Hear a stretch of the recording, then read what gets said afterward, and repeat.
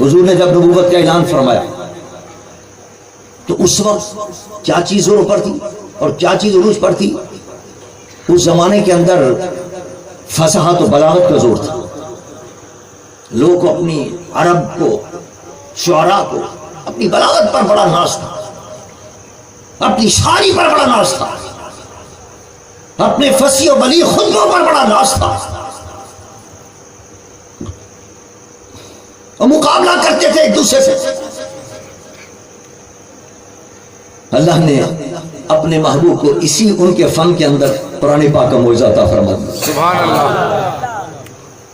اور اعلان کر دیا میرے مصطفیٰ نے وَإِن كُنتُمْ فِي رَيْبٍ مِّمَّا نَزَّلْنَا عَلَىٰ عَبْدِنَا فَأْتُوا بِسُورَةٍ مِّن مِّثْلِهِ. اگر تمہیں شک ہے کہ یہ قرآن اللہ کا کلام نہیں ہے، کسی آدمی اور انسان کا بنایا ہوا کلام ہے، تو اس جیسی کوئی سورہ بنا کے لے آؤ. وَادْعُوا شُهَدَاءَكُم مِّن دُونِ اللَّهِ إِن كُنتُمْ صَادِقِينَ. اور اگر نہیں لا سکو اور نہیں لا سکو گے تو پھر یہ مان لینا کہ یہ کسی بندے کا کلام نہیں، اللہ کا کلام ہے.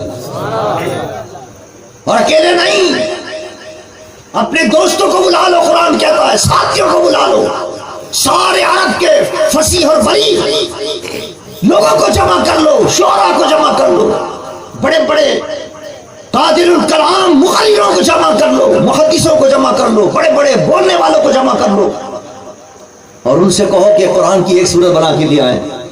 لیکن قرآن کہتا ہے کہ قرآن کی ایک سورت بھی بنا کے نہیں لا سکو گے تم.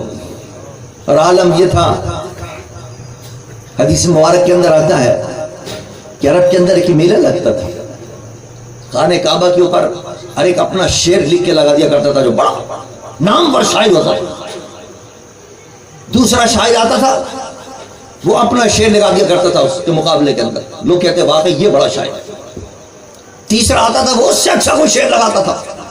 بڑے بڑے فصیح و بلیغ فیصلہ کرتے تھے کہ نہیں یہ واقعی یہ سب سے بڑا شاعر ہے. لیکن کسی صحابی نے وہاں جا کر سورہ کوثر لٹکا دی لکھ کر اِنَّا أَعْطَيْنَاكَ الْكَوْثَرَ فَصَلِّ لِرَبِّكَ وَانْحَرْ إِنَّ شَانِئَكَ هُوَ الْأَبْتَرُ. 3 آیتوں کی سورت جس صحابی نے لٹکائی خانہ کعبہ کی دیوار پر. بڑے بڑے فصیح و بلیغ آتے تھے، اپنے شعر لے کر آتے تھے، لیکن کسی کی ہمت نہیں ہوئی کہ اس کے مقابلے میں اپنا شعر آگے لٹکا سکے. فاضل بریلوی شاہ احمد رضا خان رحمۃ اللہ تعالیٰ نے اس کا نقشہ کھینچا اپنے شعر کے اندر.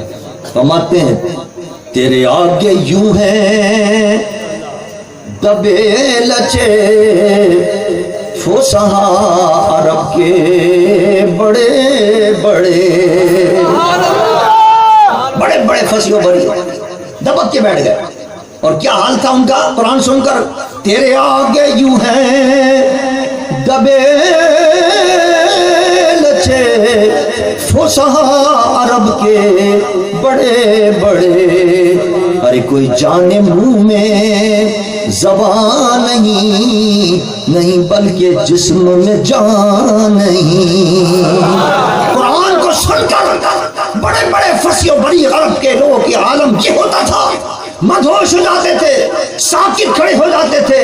حالت فرماتے ایسا محسوس ہوتا تھا جیسے ان کے منہ میں زبان نہیں، ایسا محسوس ہوتا تھا جیسے جسم سے جان نکل گئی.